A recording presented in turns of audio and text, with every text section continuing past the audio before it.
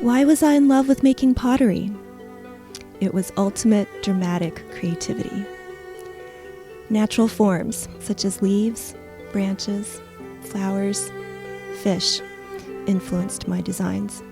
Jade Snow Wong, a retrospective, 2002. One of the things that's important about ceramics is that every step that you do in the beginning influences the next step.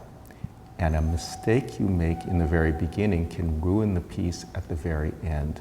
My mother told me she counted 13 times in which something could go wrong in the course of making a bowl.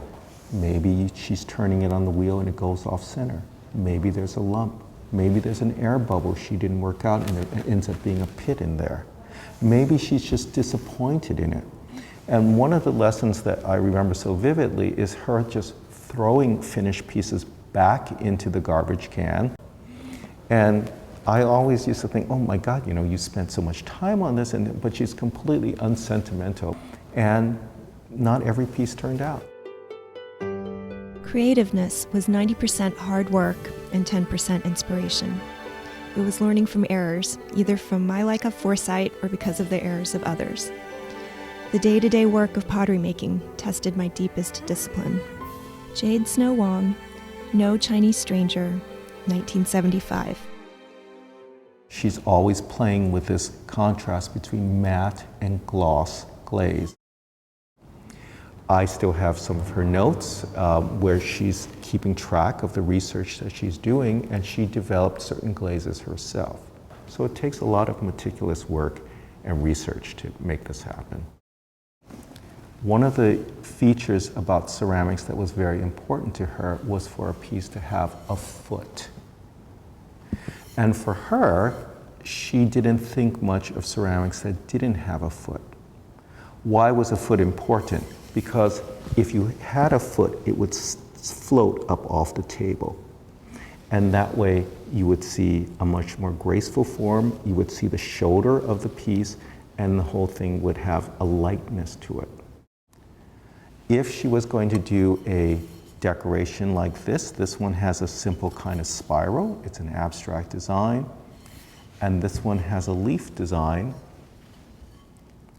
And do you see there are two different kinds of glazes here? There's that green glaze and then there's this brown glaze at the top. She knows it's going to run down in the kiln, but she's planning for that effect.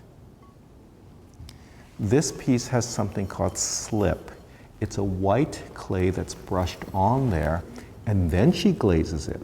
So it forms a different surface in addition to the clay body. What was important to my mother is that it was clear that the piece was always handmade.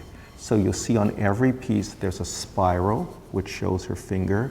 You'll see the tool marks at the bottom, which shows the effect of her carving. And I think you can see it on this one. And on every one of her pieces, this is the Chinese word for jade, her middle name, because she carved that on everything since her college days. And that, of course, is indelible. It's part of the clay, and you can't fake that. I am a craftsman who has spent most of her waking hours working with her hands. My materials are clay from the earth or chemicals for the alchemy of glazes. My tools are simple bamboo.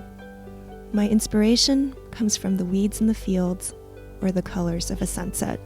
Jade Snow Wong, No Chinese Stranger, 1975. She went out there first as herself, second as a person with artistic and personal ideals, and third as a creative person. And by so doing, that became her interface with the world. What a wonderful way to live. Write when I wanted to, and make pottery when I wanted to. I could call my soul my own, strike my own tempo as I carved my own niche. Jade Snow Wong, 5th Chinese daughter, 1950.